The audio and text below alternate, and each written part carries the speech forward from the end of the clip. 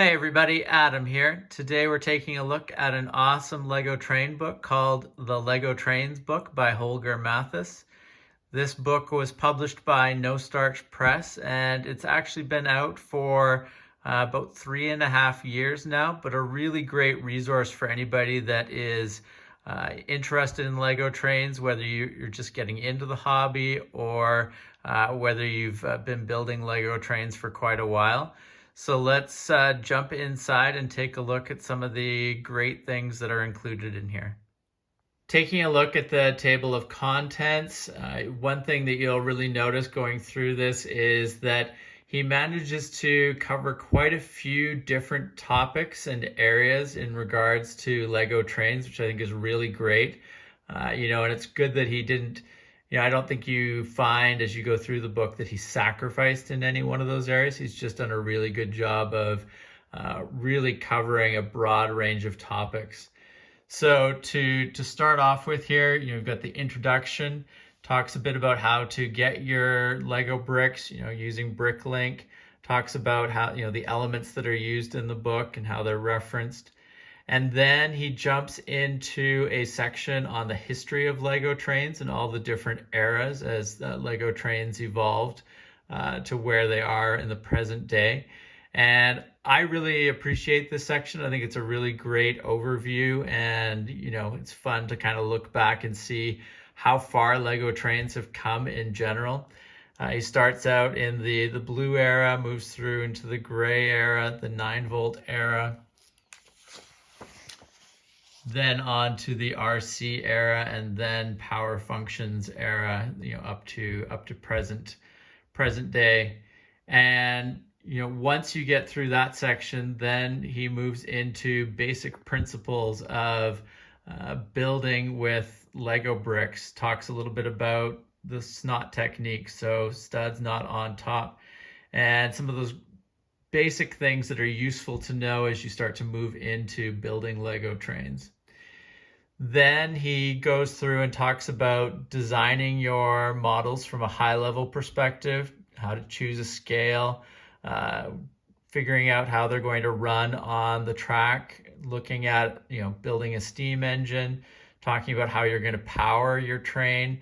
And then he even dives into some sort of modeling details and high level things like, coloring of the train, streamlining the front of it, the driver's cabin, windows and doors, and even pantographs that you can put on top of your locomotives that you build.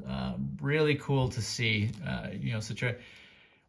such a high level but wide ranging coverage of design considerations that you need to think about when building a Lego train.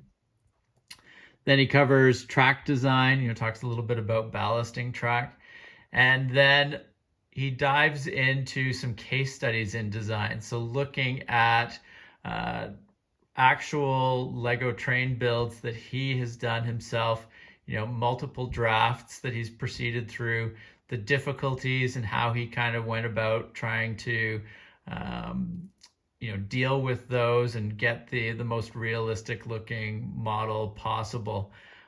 So he does that through several different train builds, which is really great to see. Really gives you a perspective on how he approaches building and solving some of these problems, which is, I think, a useful way to learn and to improve your own skills.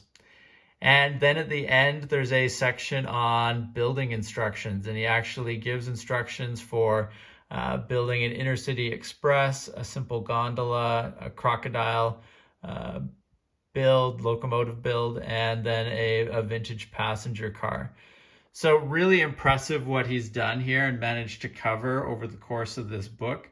So let's take a look at a few sections inside the book and see some of the great things there. One of the things that you'll notice throughout the book is the great photography.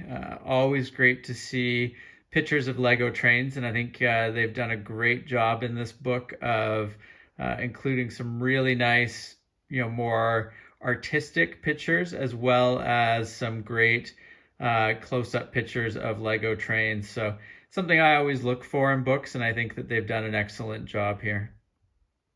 Another great example of the photography here, and showing from a more artistic perspective this particular crocodile build that he took a picture of here.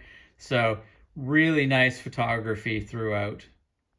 As I mentioned, there's a great history section in the book, and one of the things that I really like about the history section is, in addition to all the great facts and details that he includes, there's some really nice pictures, including this picture here of a train from the blue track era, which is really nice to see. So, throughout, it's a great blend of pictures and words to cover all the different topics.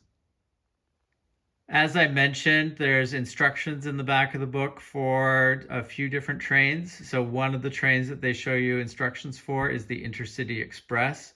Really nice looking train there with the engine cars on either end. Really nice to see, and an interesting one for him to walk through. Another locomotive that he shows you how to build is the Swiss electric locomotive, the Crocodile.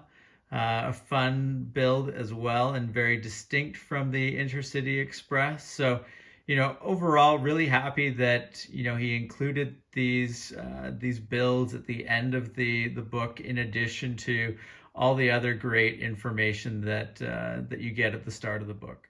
So overall, can't recommend this book enough. It's really great. I think that Holger has done a really amazing job here.